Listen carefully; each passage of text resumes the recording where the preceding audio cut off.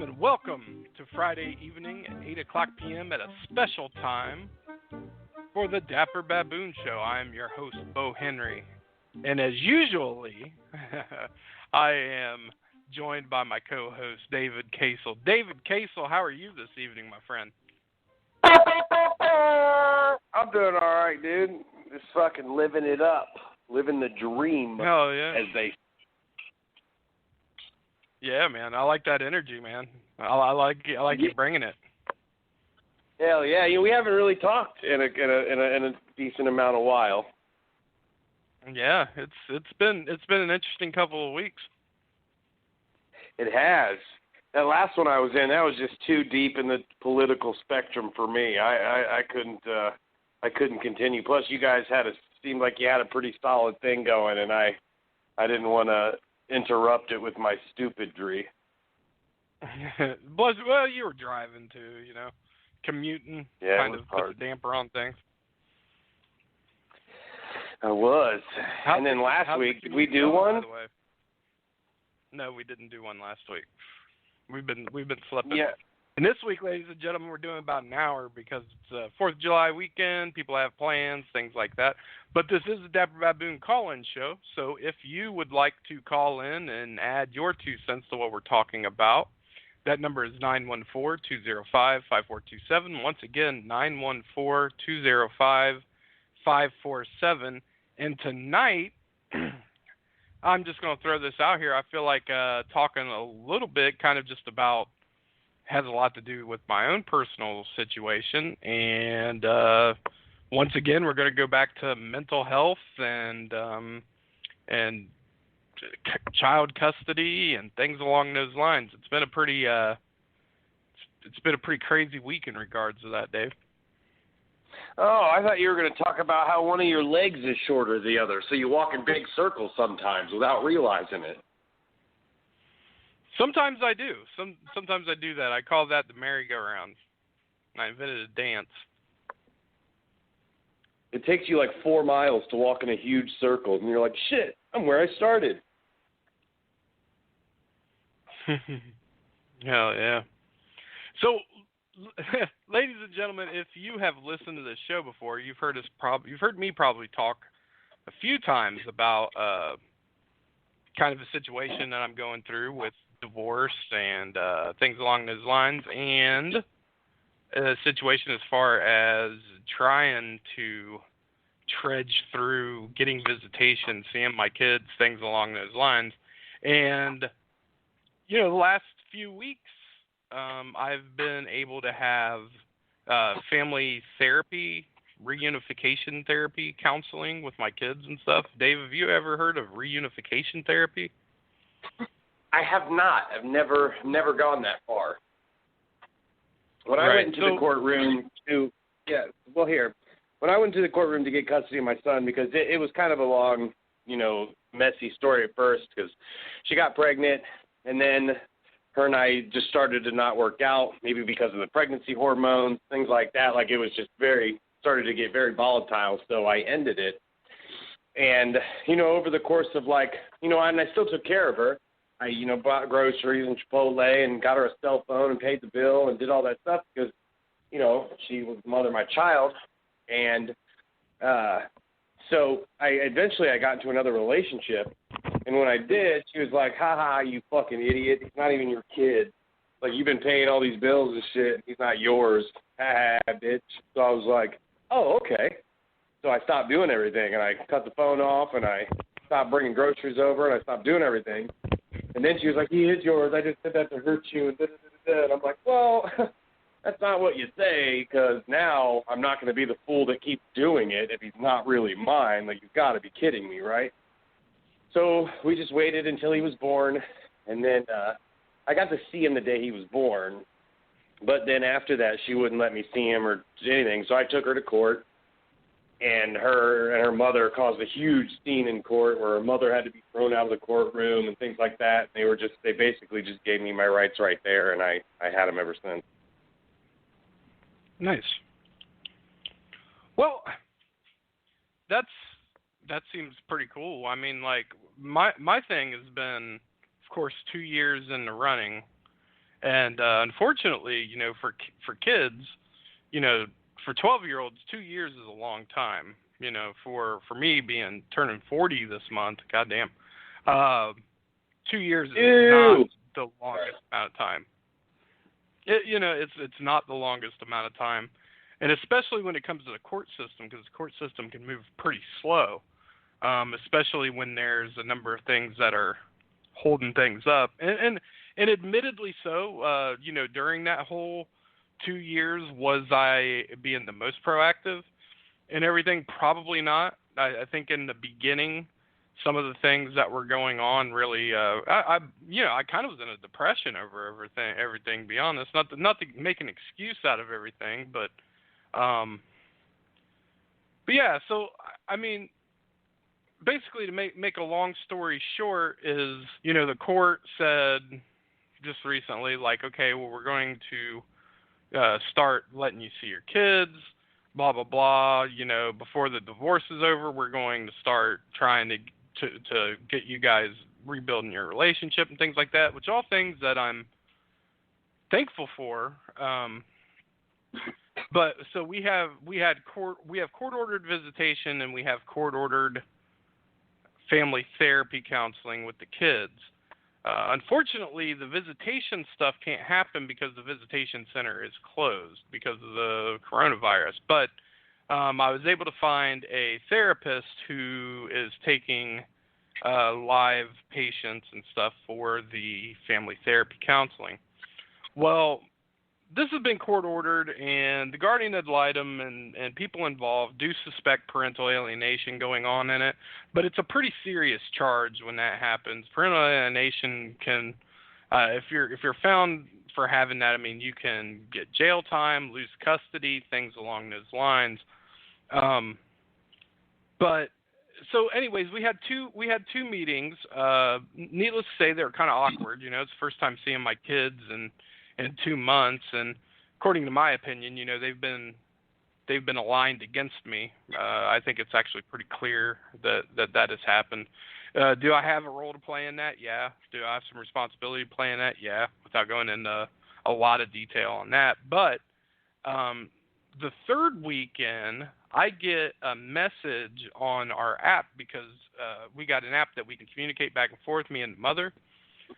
Got a message a half an hour before the thing basically saying that she canceled it because there was she had requested through the courts that our therapist be able to talk to the kids' therapists and things along those lines, releases signed, which I was okay with. I've been okay, and I believe I've been reasonable about everything that I've asked for. But those hadn't been signed yet. So she said that since that hadn't happened, and since our son was showing signs of anxiety about everything, that she was canceling it. And I find out basically when I pull my phone up when I'm sitting in the waiting room. Of course, this is a big violation of the court order, And so I inform my lawyer, gets in touch with her lawyer, and she starts backtracking, saying like, oh, I'm not wanting to stop this and that or whatever.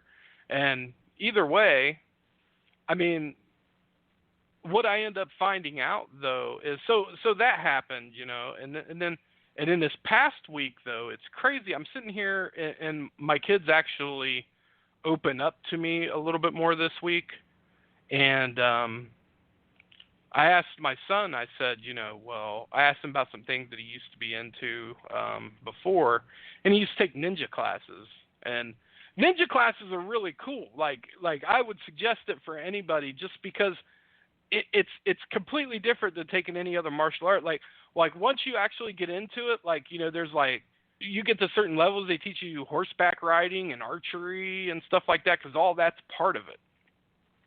So it's kind of like Boy Scouts, but you're a ninja. Yeah, definitely. That sounds cool. I want to take ninja classes. Yeah. So can grown men I asked do it? him about that. I believe so, yeah. So I asked him about that, and I'm like, well, are you still doing that? And he's like, no, actually, funny story, I couldn't walk for a year. And I said, what? He said, yeah, I couldn't walk for a year.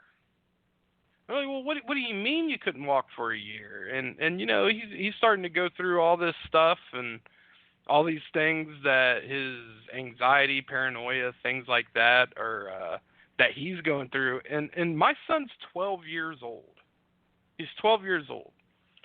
So apparently what the doctors and things like that said that they thought was going on was that he was under a lot of stress, and that stress caused him something called a conversion disorder. And what that is when you have a physical reaction to something mental that's going on. So kind of think about, like a placebo. If you take something and you think it's going to do something, you'll kind of have that effect, and until you realize it's not.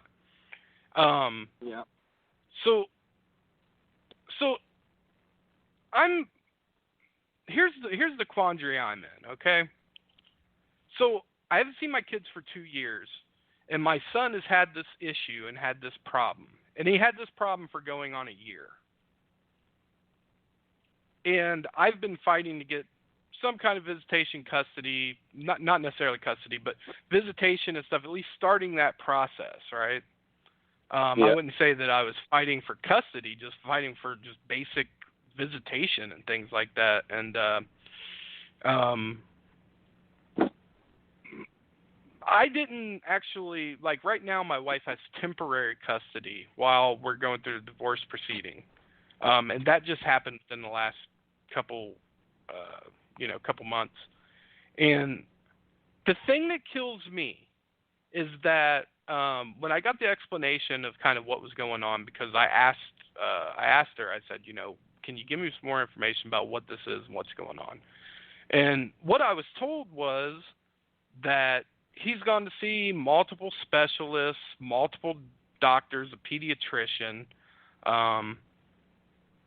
things along this lines, and that it stems to it being and there's more details to it, but I'm not going to go through all that, but it stems from he doesn't have brain damage. There's nothing wrong with his brain or anything like that. It was just this thing that happened, and it was brought on by anxiety and stress and things like that. And the thing that kills me is that this went on for a year, and no specialist, no medical professional, no psychologist whatsoever thought, hey, it might be a good idea to get in contact with this boy's father and get his perspective on what he thinks might be going on. I knew nothing of this. And not only that, what kind of person, as far as the person that I'm dealing with, that I'm going through a divorce with, what kind of person goes and there's this very serious thing, this very serious health or mental crisis that their son is going through, and doesn't at least reach out in some way, shape, or form and say, hey, look, this is important. This is a scary situation. You may want to get involved somehow, You may want to try, we might want to make some type of thing to see your son, because you know what? We don't know what's going on. It could be something serious, and you might not be able to ever see your son again. And quite honestly, man, it's mind-boggling to me that the system could even work in that way. That somebody could have all these different medical things going on or whatever, and there is no requirement to let a legal guardian know what is going on in some way, shape, or form. It's fucking baffling to me, and that's, I'm not even, I'm like, I have some anger towards her in the situation, but more in anger towards the system that could allow that to happen. I also have anger in regards to myself. Just, not even being there. To some point, I'm kind of relieved that I wasn't a part of it, because, as much blame as I've had put on me, and I'm sure somehow this has been blamed on me as well, but I wasn't there for it. You know what I'm saying? Nobody could say like, "Oh, I did something that caused this." Or if they well, I mean, I don't know much about this, the symptom or the thing that's happening to him. I mean, like, devil's advocate here, because I'm always thinking, a therapist or a good manipulative therapist that was trying to work for the mother of the child could be like, this was an inset thing that's been in him for a while, and the stress of this, or, I mean, who knows? I don't know any more details of the story if they were, because a really good therapist on your side could go and cite something about, the parental alienation being the cause of it, and that, the fact that this boy's father is unable to have any contact with him and he can't tell anybody about it, and maybe his mother's not able to, deal with that stuff emotionally with him, or got any rights or like classes or therapists or nobody. Like, did she set it up to get him? Like, was he in a wheelchair? Was he on crutches? Like, how did he? Yeah, he was being wheeled around in a wheelchair, and supposedly said that he was basically catatonic a lot of the time. And now, there's no reason why. Talking to him now, he seems normal. He's he's into kid stuff, 12-year-old boy stuff. I mean, it's so titties. It's like oh no. Yeah, I don't, and then even like saying like, there was a lot of anxiety and depression stuff going on before this, and that before this happened, though, that he had a bad reaction to an anti-anxiety drug that they put him on. And I'm sitting there, I'm like, whoa, wait a second. Why are we putting 10 to 11-year-old kids on anti-anxiety medicine? I've had violent anxiety for a long time and never take anything. Well, I mean, especially when, from my point of view, I'm looking at the child beforehand, and was there ever anything that ever happened, ever any behavior issues that ever seemed to pop out? And maybe a few over like 10 years. Maybe it was the fact that you say especially. You know what I mean? What? Maybe it's the fact that you say especially instead of especially. So you don't like the fact that I use an X instead of an S when I say that? That's causing my it almost stress. makes me. Yeah, it makes me want to be in a wheelchair when I hear it.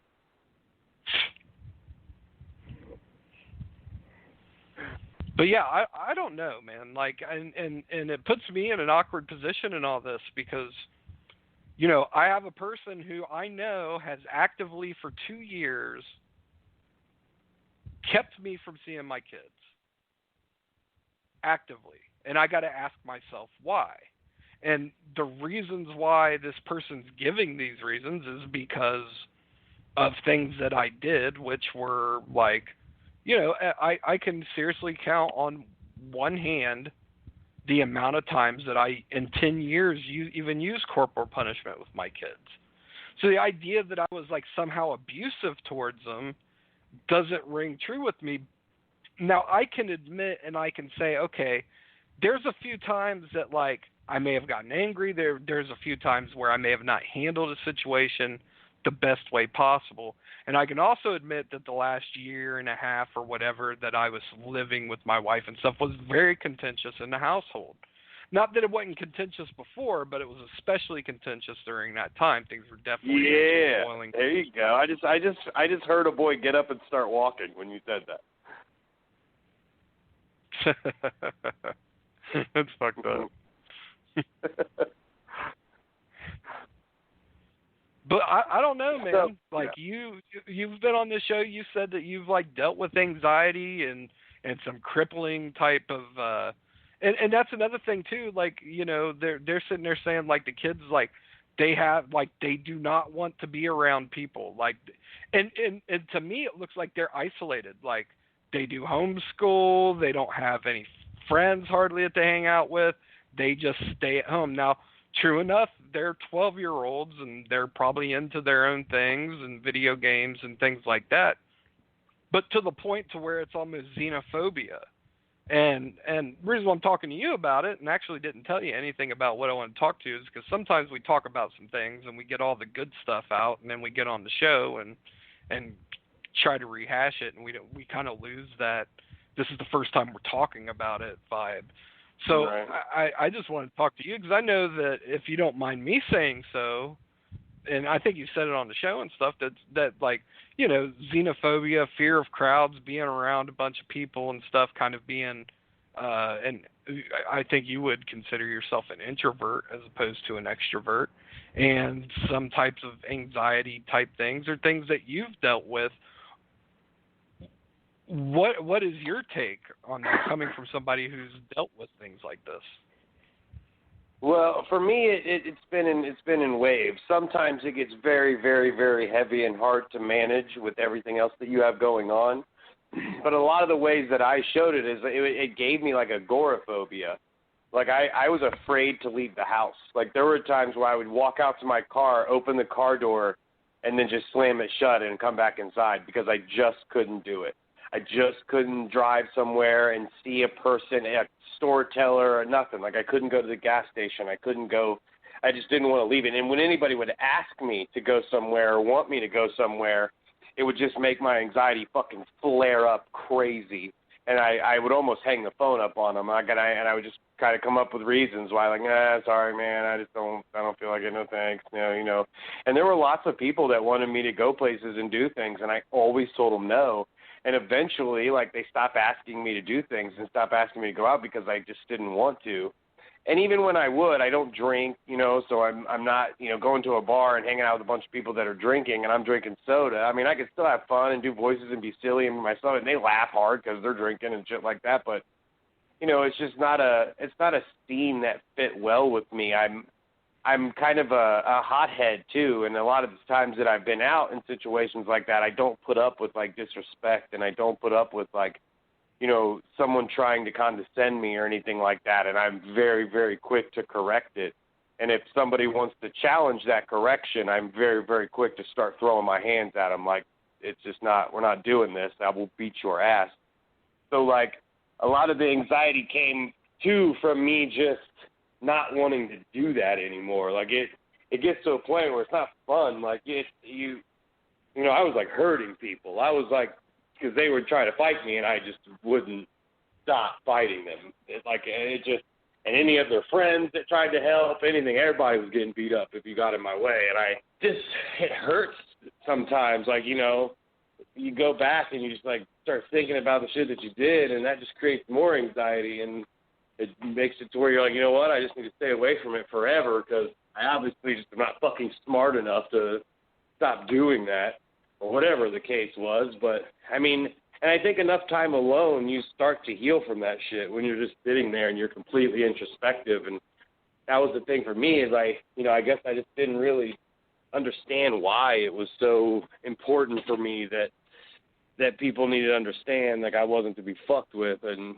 you know, like, I don't know, that my feeling of worth, like my worth became like, if you think that you can beat me up, like let's go, anybody and everybody. And because that value was like, I'm the best person ever if I never lose a fight. So I just like that's what I based it on a lot of the time. Or if like I don't know, it's just weird. Anxiety comes from a lot of different places, and I don't think it ever goes away.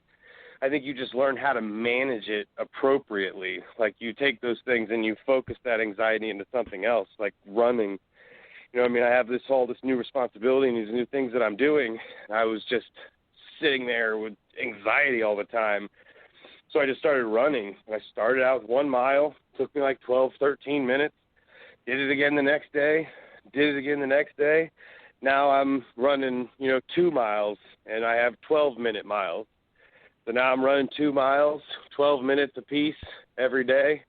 Then I'm like, you know what? Let's do 5Ks. Why not? So I started running 3 miles. And they took me 12, 11, and then all of a sudden it started getting down to 11 minutes.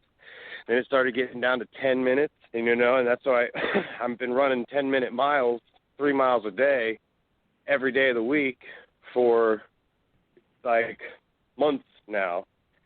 And that's like this thing that I found where now I go out and I do it, and it's fucking hot, and I'm dripping sweat, and I can't breathe, and I'm, I'm just pushing through all of this anxiety and stuff, and I found like a source for it. So now I don't have to feel that anxious shit because I can just run it all out. And that's what's working for me at the moment. And it's making my body look real good, and I'm getting color all over my skin, nice tan. And, I still smoke a pack of cigarettes a day, but, I can breathe them in deeper now. The cigarettes are even more gratifying, so that's good. But I don't think I can get much faster than 10 minutes while I'm still smoking a pack of cigarettes a day. I just can't breathe deep enough for long enough to keep it at that real quick pace. But yeah, anxiety's a bitch, dude. You just got to find stuff to focus it into, or it'll just manifest itself in weird ways, like not wanting to see your friends and coming too fast, or whatever. Well, is it just? I mean, is it just me, or I mean, I can understand it manifesting itself in weird ways, but do you feel like I should be concerned with like somebody where it's manifesting in a way that, without me being in the picture, that manifested itself in a way that somebody mentally,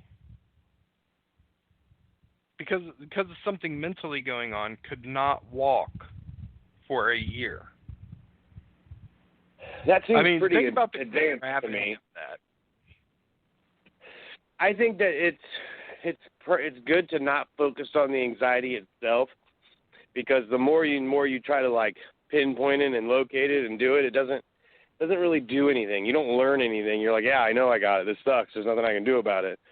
But if you try to like focus on the solution to getting rid of anxiety without mentioning, it's a lot easier. Like, you may have to like keep trying and coaxing these different things. Like, hey, let's do ninja classes again. Hey, let's do a hike. Hey, let's do these times that, I guess if you don't have the parental rights to be able to do that, it's going to be a lot harder. You're going to have to bring some sort of like, things to the visitation that refocuses on that. Because you want to be like, how are you feeling? But enough people are. Therapists are, everybody's fucking like, hey, what's going on? Is everything all right? Like, there's a point where you just have to like start doing the solution instead of trying to figure out what the problem is, and just start working on what happens when the problem's gone. So you bring art books, you bring whatever you can get it on to focus on, like goals, dreams, like things that he could lead to in the future after this. Like, hey, what do we think about, maybe something you're doing? Because things that I tell my son, like, hey, I'm running, I'm doing this. And now my son is like excited to run. Like, he'll run sometimes. He ran 2 miles with me when he was here. And, like that's a thing that we can talk about now. Hey, did you run today? No, Dad. Or he's like, I've been running a lot with my friends. I got these couple friends, and we just been running and running. So it's this thing that I do that got him excited about doing something. So then he gets to talk to me about it. And then when we're not together, he's like thinking of times and things like, when he sees situations where he can run, he's going to run so he can tell me about it. So like, if you try to find some kind of common ground or something that he may not even know he likes yet, you know what I mean? And kind of bring it to him and show him like, hey, this is pretty cool. I've been doing this for a while. And he's like, oh yeah, what is, And you just sort of get it. Then those things start to happen for him automatically. When he's sitting at home and he's playing a game or he's watching YouTube, he may YouTube Chinese kung fu movies or whatever. He may YouTube something like that just because, and then he's going to watch it, and then the next time he talks to you, he'll be able to tell you, hey, I YouTube this cool show. Have you ever heard of such and such? Like, you just have to keep finding those things until that problem is replaced with, like, desires and wills to do something else, and, he starts noticing those things. Because while he's getting therapy and all the shit, he's probably mentally still looking at, like, what's wrong with me? What is it? Is it my, like, he's not thinking about what else to do. He's thinking about the situation that he's still in and that he doesn't know what to do about it, and nobody knows, and he doesn't want to see all these people, and he doesn't want to have to deal with all this. And So you have to, like, give him things to deal with that he wants to deal with. You know what I mean? Mhm. It's kind of hard to do when, I mean, I'm not trying to naysay what you're saying, but I have like an hour with them a week.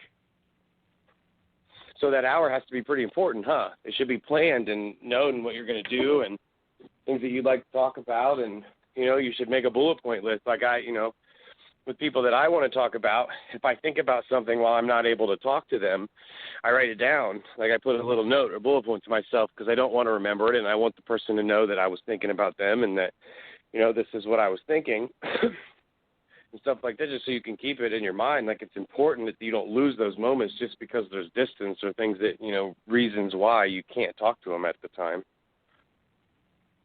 And it's kind of frustrating too because like, you know, I'll try to communicate that, you know, I'm losing some time because the visitation center isn't open, or I'm losing some time, or like the kids have cell phones and like the mom will communicate to me like, oh, well, I don't think that they seem to not feel comfortable reaching out to you this way yet or whatever, but maybe they will in the future.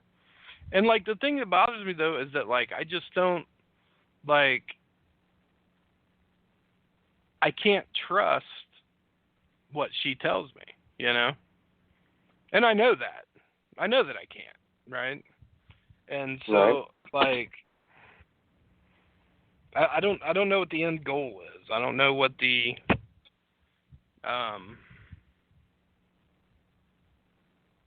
yeah, it's just it's frustrating. Then you have to understand that. What is your end goal? If you don't see where you're going to, how are you going to get there? Like what is your most positive result? What's a result you're willing to accept? What's a result that's the reality? Like you have to figure out where those boundaries and what those questions are, answer them, and then the things that you do you'll start to notice things that you can do. Just like there's a theory, it's like the RTS system or the RES system. It's what your brain notices. Like when maybe you've never seen an orange Mustang, or you all of a sudden you buy an orange Mustang for the first time. And now all of a sudden, every fucking where you're driving, there's one that's like yours. And you're like, oh, okay, fucking, of course. But it's just because your brain wasn't actively like looking and selecting to find those things. Those things that you like focus on and you want, your brain will automatically start to see those things, you know, that you would have paid attention to before. And it's really important to figure out what those things are and find those questions, because it can happen with a lot in your life. Like, you know, if you're wanting to, you know, if you're just, let's use the jogging thing or the running thing. If you're like thinking I should run, I want to run, then all of a sudden you start seeing stories or, you know, treadmills or something for sale on that you just, for no reason you see it now. It's because your mind has been thinking about starting to run or get something going like that, and now you're noticing it. So then you're going somewhere and you're like, okay, well, what do I need to start running? Like, and I wish I would have known I needed shoes earlier, but I had the chance. I was supposed to look at some shoes, and I started noticing like trainers and running shoes and things that, like, you know, helped your run. So I was like, okay, let me get those. So I bought the shoes, and, you know, I started to feel and notice things. It felt good. I felt faster. I felt like, you know, my ankles didn't hurt. My things didn't hurt. And that happens with anything. When you're thinking about how miserable you are, all you notice are things on TV that are miserable, videos that have miserable meanings. Like, there's just stuff you're like, God, that's awful, that sucks. And that's all the stuff that you notice. Once you're in your mind, you're like, I just want to be happy. Like, I want to do happy shit. I want to laugh. You start, like, slowly, and it doesn't happen right away. You start noticing these things, you know, when you're focused on it. Like, this makes me happy. This is awesome. You know, and you just continue to keep doing that until you figure that out. That's what I'm saying. If you have no idea what your end goal is, you're not going to see anything along the way that show you what it is. You have to find out. Like, I want this specific amount of time. I just want it to be normal. Like, I just want to be able to go pick up my kid and him call me, and I want this relationship with her to be normal and regular. So then you'll start seeing things. You'll start coming across ads. You'll start coming across thoughts that are eventually like, how do I make this normal?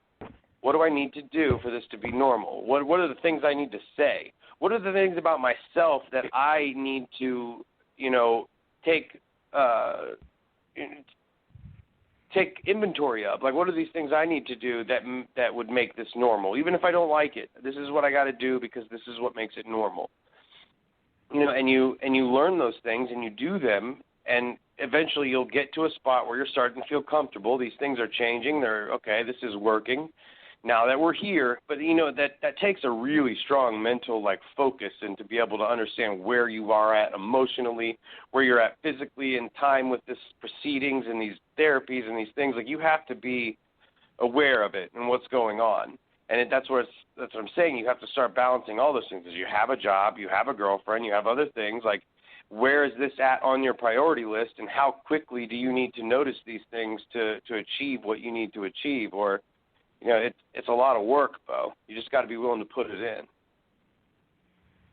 Yeah, I'm not good at putting in the work. Or traditionally, I'm not good at it.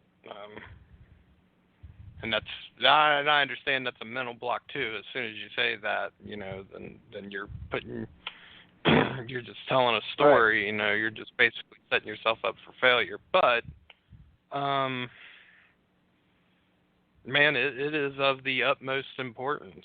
I mean, when we're talking about your kids and you're talking about the fear of, basically, you know, I fear that there's some serious mental abuse stuff going on that I'm not privy to, that I don't know what's going on, and that's how we're at this point. I mean, if that's what's happening, the therapist and the people are going to know. They're not going to just not say what's happening. Eventually, it's going to come out. Well, I don't know necessarily if that's the case. I mean, if you have kids going to a therapist who are strongly aligned and in one way, and that's the way it is, you know.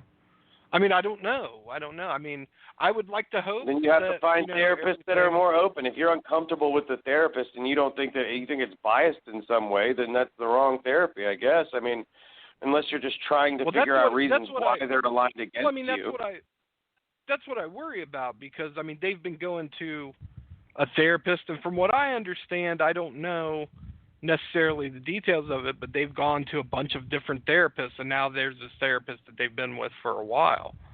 And I don't know the reason why. Maybe there's a good reason for it, or maybe it's something worse than that. Maybe they've bounced around from different therapists until, you know, somebody found the therapist that was going to go along with their bullshit, you know?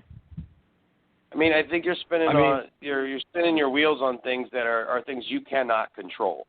That is not up your decision. I mean, maybe if you do have control over that and the therapist they see, then you should be exercising that or whatever. But I think the focus needs to be. It's not necessarily that I can't control it, but it's that somehow I should be able to get the information.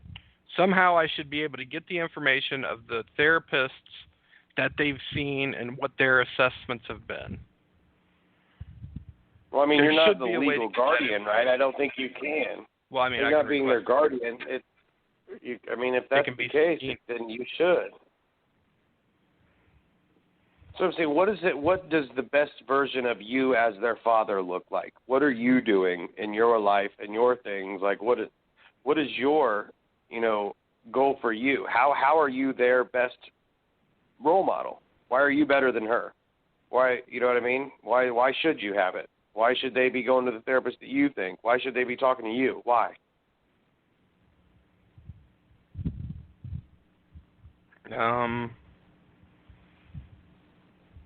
Because I wouldn't have ever done this to her.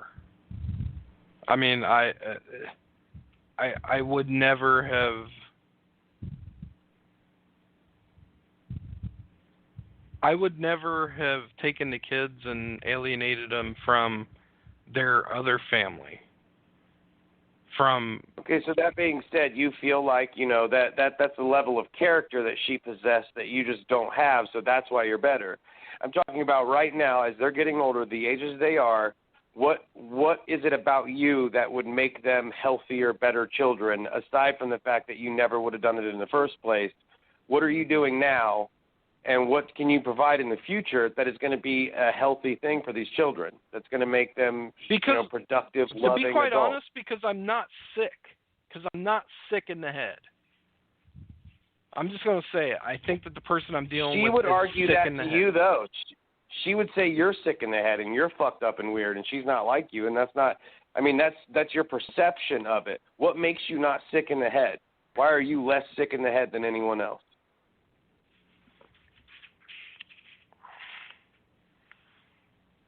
I mean, why am I less sick in the head than anybody else? Yeah. What do you mean? Than her parents, than her mother. Why are you less of a destructive person than her?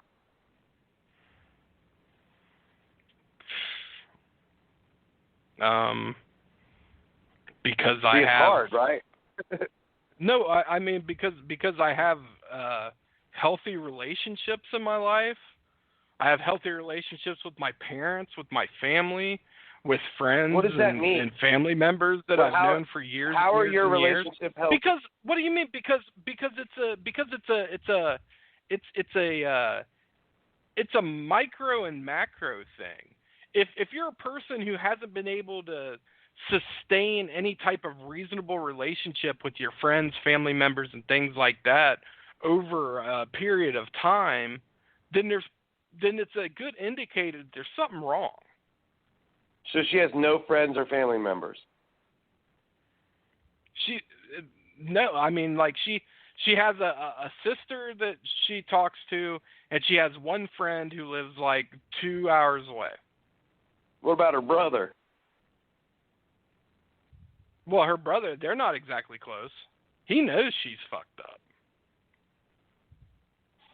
Well, I mean, I'm sure that he would probably defend that a little bit. I know he knows some things, but it's still his sister, and he would probably be like, I don't think so. But, well, no, I mean, I'm just saying, don't get me wrong. There's that whole, family, you don't turn on family shit. But outside of that, yeah. Okay, so if you guys had to tally up a vote of people, how many people would go and back her and say, you know what, she's a really sweet person. I love her. I would never ever want anything bad to happen to her. I think she raises those kids wonderful. I think she's a great mother. She does all this stuff. Besides, how many people would be like, that bitch is crazy, and there's no way she should have fucking things of children and da-da-da-da-da. And on your side, how many people would be like, Bo is a really, really good guy. He has bent over backwards for me. He would pull the shirt off his back and do anything that he needs to do. Or how many people do you have that are like, Bo's a fucking creepy motherfucker, and I don't want him anywhere near his kids or my kids or any fucking buddy, period. Fuck him, fucking piece of shit. Well, first of all, I wouldn't have anybody who would say anything about me being around their kids. Secondly, I think that's kind of a weird question to ask, because especially if you're talking about somebody who's alienated all the people who know their past life and things along those lines, they're able to recreate new people in their life and stuff and tell them stories to the point to where, see, that's what I'm saying. Things like this end up being things that garner sympathy and support. It tears me up that if in all this, if there's people who are like, oh, you're so strong to be dealing with this, that has to be so hard for you to go through as a mother and stuff. That's where that whole Munchausen shit comes in, where people have these disorders and people have these things and stuff, and the mother's getting all this attention for being strong, supportive mom and rising through everything. And oh, your ex was abusive? Oh my God, you are so strong to pull yourself through that and stuff. So yeah, there's probably people out there who would be, and I don't know them because this would be within the last 2 years, who would say that about her. What I'm saying is that I have people who I know for years and years and years and years who actually know me and know my character. And that's a big difference. And the people that actually know her and know her character would say the opposite. And I'm talking about people who are intimately know her, intimately related to her.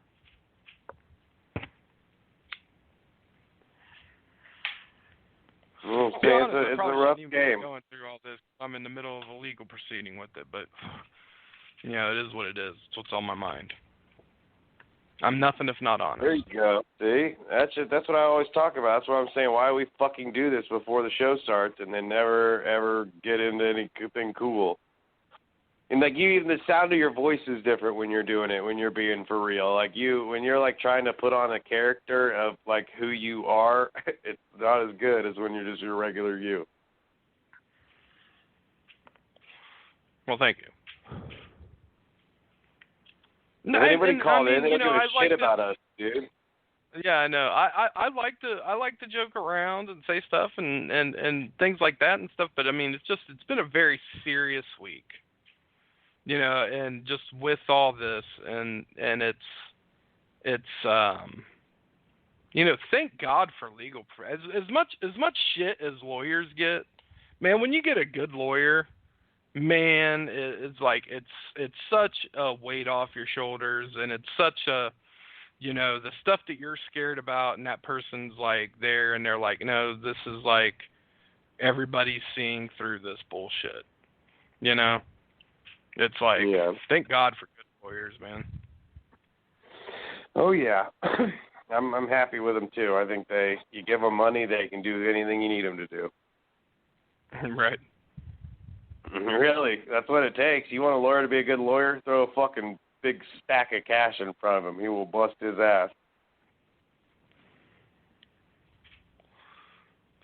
Yeah.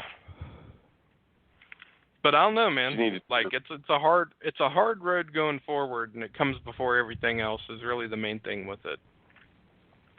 How about you save up a couple grand and give it to a lawyer, and he'll do whatever you want him to do. Yeah. Well, I have that now. Giving them money, they like that shit. Yeah. The retainer it ran pretty low, but I just put $500 in, so. That's how you do it. Got to get that money. Yeah. I get all kinds of money now, dude. I get it on the track, get it at work, just getting money constantly. Get it on the track. Yeah, that's what running does. I lost 40 pounds in like 3 weeks. Mhm. Gangster, that's pretty good, dude. That's like unhealthy to lose that much weight in 3 weeks.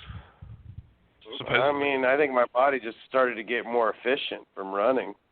And even when I was hurt, like I hurt my calf muscle, I hurt fucking my ankle. Like I just kept running on it hurt anyway until it got better. Like just kept hurting it. And it eventually just healed through it. Yeah. Well, we got about 10 minutes left. This is a short show because, you know, we got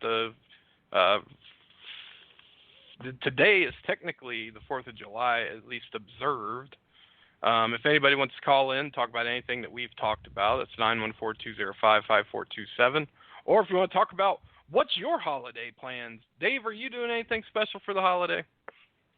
No, I work too much. I'm excited to just sit around and do nothing. Well, I'll run, but I'm not doing anything else. So you guys are closed tomorrow? Yes. I put 2 jobs on Sunday. Firework plans or anything?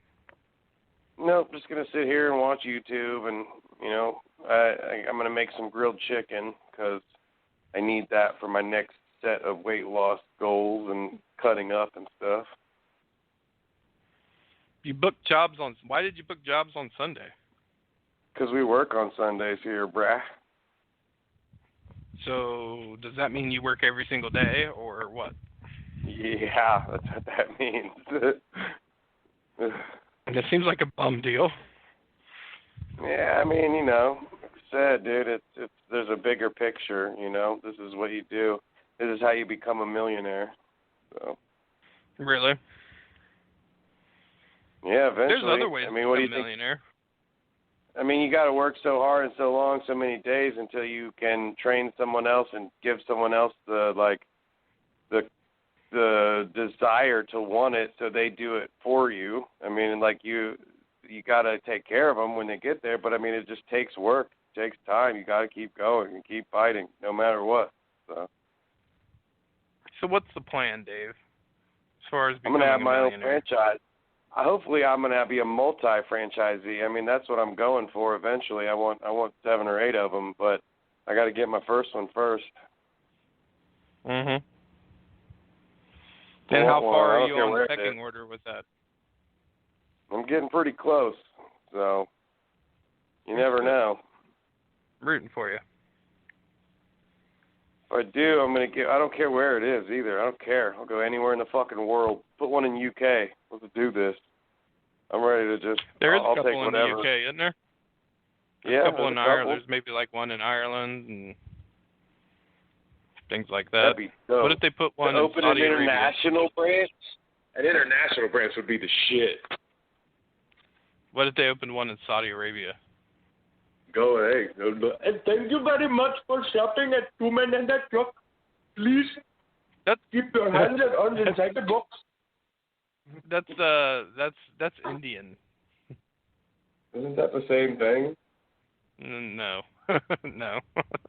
What are they talking about? Maybe you can get by with Pakistan, because Pakistan used to be part of India, so they kind of talk sounding like Indians. Thank you. I very appreciate that, Peter. You come to me. Yeah. Why don't you become a millionaire by just opening like a beer and wine drive-through? Because I don't like beer or wine or the people that drink it. Well, I mean, you don't just sell beer and wine. I mean, you're a small drive-through convenience store. Yeah, it takes so fucking long. There's so many of them bitches too. Most people just go to sub for a fucking speedway. I want to stop you stupid fucking what you call. I don't care. What are you doing different? Dude, when it comes to getting a pack of cigarettes or something along those lines, or getting something to drink, I will 100% almost every time roll through a drive-through instead of stopping and have to get out of my car in Speedway, unless there are a couple drive-throughs around here who like to do the bullshit that if you use a credit card, they charge you like an extra 50 cents or some shit. Those places do not get my business. So you'll just pull on through? Yeah, no, dude. I'll just I'm done. That's horseshit. That's not how you you'll just drive out of the fucking thing? Yeah, because everybody uses card anymore. I mean, I could see back in the day when it was it was rare for some place to even have a credit card machine.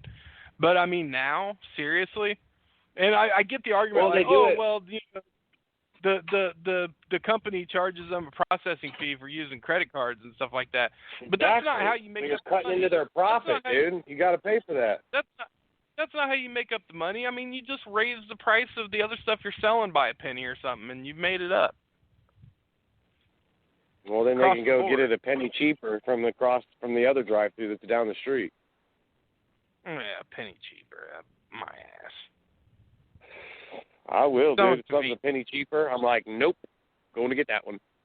Yeah, right.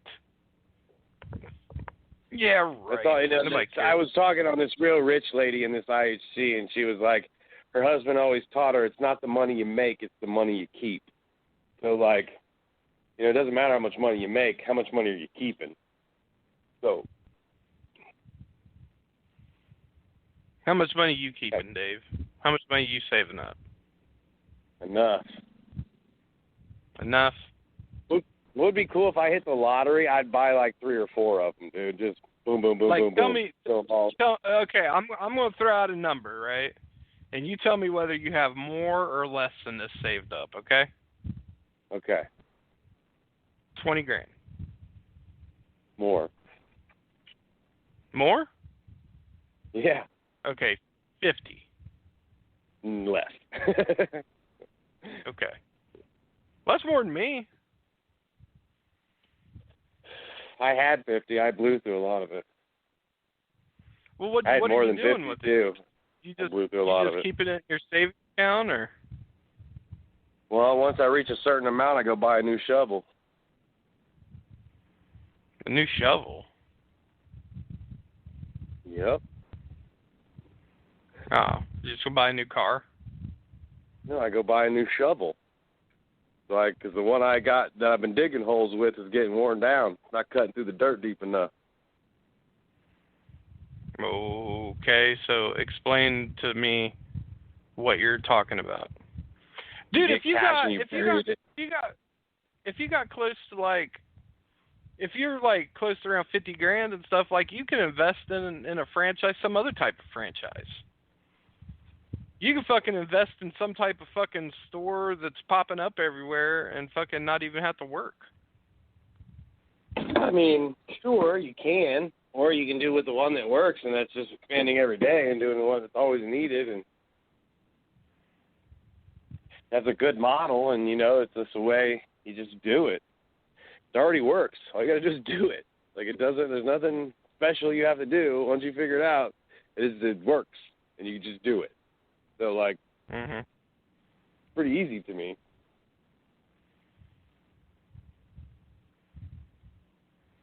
Don't change anything. Don't try to fucking reinvent the wheel. Don't try to be anything special. Just do the fucking work. It's already there, and you're good. I'm just saying. You're talking about working 7 days a week. That's what it takes. You think fucking Bill Gates and all them back in the day, they just worked 2 or 3, 4 days a week in their garage and was like, this is good enough. We're close enough to this computer. I bet you they fucking just work 7 all the time. I'm not saying that, but I'm talking about, you have a kid, you got a fucking girlfriend and things like that are important and require time. Oh, not now. We'll do the time once I get there. Like, I can give you what I got, but beyond that, we got some shit to do. Like I said, it's just, I'm sorry, those things have to be put in the background until you can achieve what you need to achieve, and then you can give them even more. And that's what that's why I had to leave my son and things like that to come here and be here and do this. So eventually my son will have a way better life than me just sitting there, like, and just going around. I mean, like, I have to be working. I have to go and do this. And then, hey, in a couple of years, we're going to be having some fucking fun. We'll be taking real fun vacations. We'll be, you'll get to do what you want instead of like, well, let me ask you this, and being devil's advocate. I mean, I agree with you. I agree with most of what you're saying. But what I'm saying is, if you're a manager and stuff like that, how's come you're not able to delegate to the point to where you can have like a day or two off a week?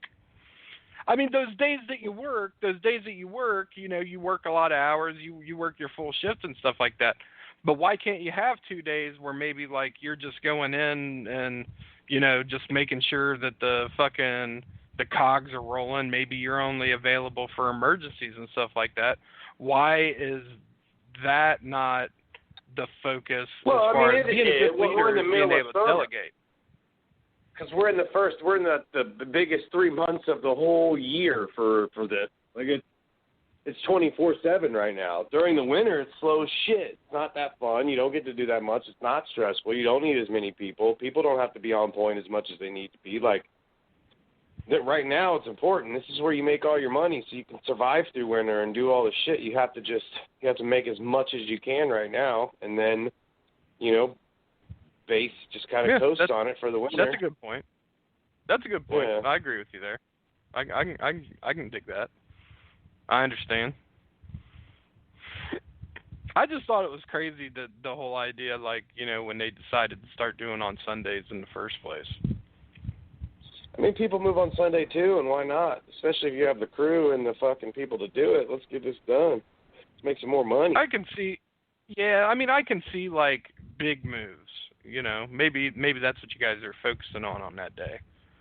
I feel like if you're going to do something on Sunday, that it needs to be like a big thing, like not just like opening up for like 2 hours every day of the week. It's so much easier to do fucking just like 5 16-hour days on a truck instead of like, with 5 truck lines having 12, 15 jobs on them. Some of them are 2 hours, some are 6. One of them's 12, 3 of them are 6. Like, because I mean those 2 hour. Yeah, those 2 hour jobs tend to have the tendency to go over, or there's nothing worse than you got a truck line that has like 4 little 2 hour jobs on it, and then like the second or third one that goes long, and then you got then you got to tell somebody else who only had one job, but they got it done a little bit early. That, oh, I'm sorry, you got to go do this job, and then that person's pissed, you know. Yep, But and that's then the we nature just of the game. break them, dude. We work them so hard. I mean, some of these dudes are so fucking tough. I mean, they'll sit there and work 4 16-hour days in a row, moving whole mansions and shit. Like, I mean, they get paid better when they're getting tips. Like, a lot of times, some of these dudes' tips are more than their actual paycheck. They'll get fucking tipped $120, you know, on an 8-10-hour day, and they didn't even make that the whole day on their paycheck. So. All right. Well, Dave, keep plugging away, keep digging that shovel. We are at our time, bud. All right, brother. Have fun tonight. All right. Well, I think we covered a lot of good things, ladies and gentlemen. If you're listening, thanks for tuning in, and we'll see you next Friday. Try to scoot. Peace out. Peace.